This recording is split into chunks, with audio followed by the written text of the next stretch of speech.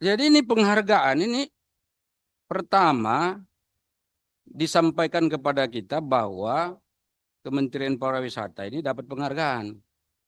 Image-nya begitu kita buka lembar pertama, Kementerian Pariwisata ini sangat baik, unggul.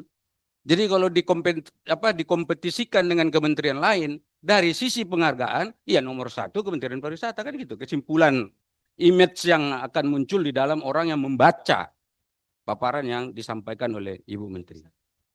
Tapi saya kan tidak berhenti di situ. Kalau berhenti di situ ya sudah selesai, berarti ya sudah ngapain lagi kita ada rapat. Pertanyaan saya, apa manfaat dari penghargaan itu untuk rakyat Indonesia? Itu pertanyaannya. Misalnya saya lihat di sini, New York Times. Penghargaan apa ini New York Times ini? Itu kan media kalau nggak salah. Ya kan, sama seperti Kompas ngasih penghargaan kepada kita. Ya nggak? Ya kalau untuk pribadinya Ibu Menteri bagus dong. Ya nggak? Oh dapat penghargaan. Untuk Kementerian Pariwisata bagus. Untuk apa namanya sebagai bagian dari menunjukkan kerja bagus. Tapi rakyatnya dapat apa? Dan ini ada 154. Saya ingin ini dijelaskan satu persatu jenisnya apa saja penghargaan ini dan dampaknya apa untuk rakyat Indonesia. Iya tak?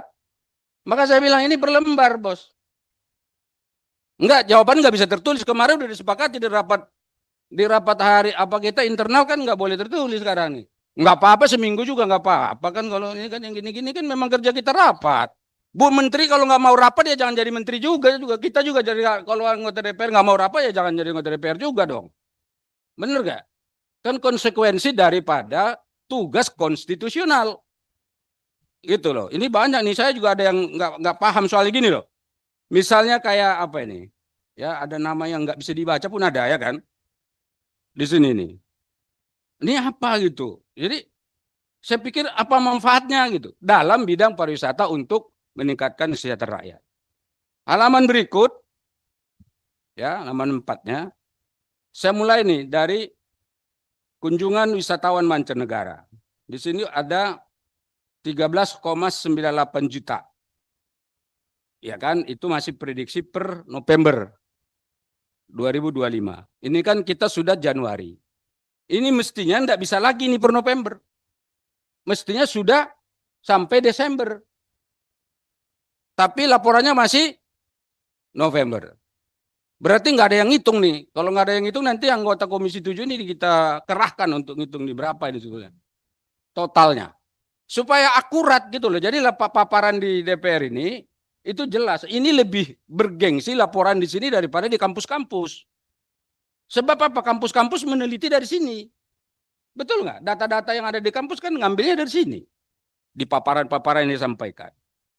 Kemudian karena itu saya ingin bertanya dalam kesempatan ini berkenaan dengan ini, sebetulnya sekarang sudah sampai berapa ini kunjungan wisatawan mancanegaranya?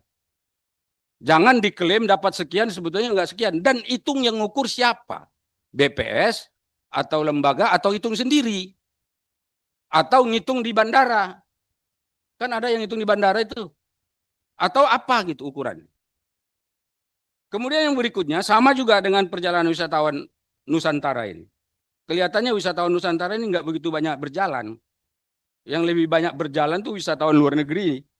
Makanya jumlahnya lebih sedikit. Tapi sama, sebetulnya sampai sekarang sudah berapa? Kenapa hitungannya sampai November? Kenapa tidak hitungannya sampai Desember? Padahal yang kita minta paparan 2025. Kan itu undangan rapatnya. Jadi karena itu ini penting juga untuk kita dengar jawaban dari Ibu Menteri. Kemudian soal tenaga kerja pariwisata. Ini saya lihat ada 25,91 juta orang ya kan yang sudah bekerja di sini. Padahal target 2025 adalah berapa ini? Per Agustus 25,75 juta. Ini dicatat loh Bu Menteri pertanyaan saya ini. Apa saja jenis tenaga kerja atau pekerjaan apa saja yang bisa muncul di sini yang sebanyak 25,91 juta ini? Ya kan? Jangan sampai yang dikerjakan kementerian lain malah justru masuk di Kementerian Pariwisata. Atau yang berkenaan dengan kerjasama-kerjasama yang sudah dilakukan dengan kementerian-kementerian lain itu. Lalu, apa sih peran dari Kementerian Pariwisata dalam menciptakan 25,91 juta tenaga kerja ini? Ya kan? Jangan sampai orang bekerja sendiri, kita klaim. Oh, itu saya yang buat. Ya kan? Itu karena kami yang bekerja. Dan kalau bisa, tolong paparkan bidangnya apa saja. Misalnya pemandu wisata sekian orang, itu kan jelas tuh. Ya nggak? Kerja jadi apa di hotel, apa namanya itu, hospitality itu, ya kan? Kerja di mana gitu. Kita pingin dengar ini. 25,91 juta itu besar. Sementara pemerintah sekarang tuh ingin bagaimana menuntaskan ini semua. Ya nggak? Jadi kita dukung sebetulnya, tapi tolong dibuktikan ini kira-kira bidangnya apa saja. Kemudian yang berikutnya, ini devisa pariwisata. Itu kan targetnya kurang lebih ini sebetulnya sekarang katanya sih sudah 13,82 miliar. Begitu saya lihat bintang 2 di atas itu, Bapak Ibu periksa tuh. Kan ada bintang 2, jangan lihat ke sana, ke sini paparan ini loh. Begitu kita lihat ada bintang 2 berarti kan ada catatan di bawah. Saya lihat data sementara ya kan. Nah sekarang ini sementara bulan kapan lagi? Ini kan udah habis 2025. Berarti anggarannya berapa yang sudah habis sampai 2025? Kemudian proyeksinya kan 18,5 miliar US dollar. Dapatnya berapa? Yang ngukur siapa? Yang ngitung siapa? Uangnya di mana? Disimpan di mana? Ditaruh di mana? Klaim siapa? Kenapa sampai dapat sebegitu? Di mana saja tempatnya? Ada kaitan dengan tadi penciptaan lapangan pekerjaan dan seterusnya. Ini satu lembar ini bisa beberapa hari ini bisa dijawab. Ya kan? Selama ini belum pernah nanya saya Pak Bambang, ini baru nanya ini. Kemudian yang berikutnya, kontribusi PDB pariwisata. 3,96%, lalu di bawah estimasi 2025 ada kata Bank Mandiri 4,9%. Apa maksudnya Bank Mandiri di sini? Kenapa nggak ada BNI, BRI, kemudian bank-bank lain, termasuk penyalur UMKM? Jangan-jangan ada UMKM-nya nih. Apa kaitan gitu loh? Maksud saya ini pertanyaan dianggap guyon tapi ini serius di pertanyaan. Kenapa ada kata Bank Mandiri di situ? Apa kerjasama dari para Kementerian Pariwisata dan Bank Mandiri ini? Atau ada mandiri lain yang saya tidak paham? Ya kan? Ini tolong dijelaskan ini. Jadi elemen-elemen ini semua ini menarik nih. Ya enggak? Jangan menganggap sudah paham soal pariwisata, saya tidak paham. Maka karena itu saya tanya ini.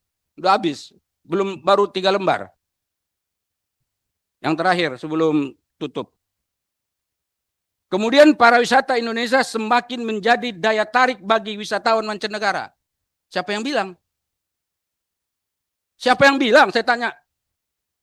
Bukankah dengan adanya bencana sekarang di Sumatera membuat orang takut datang ke Indonesia?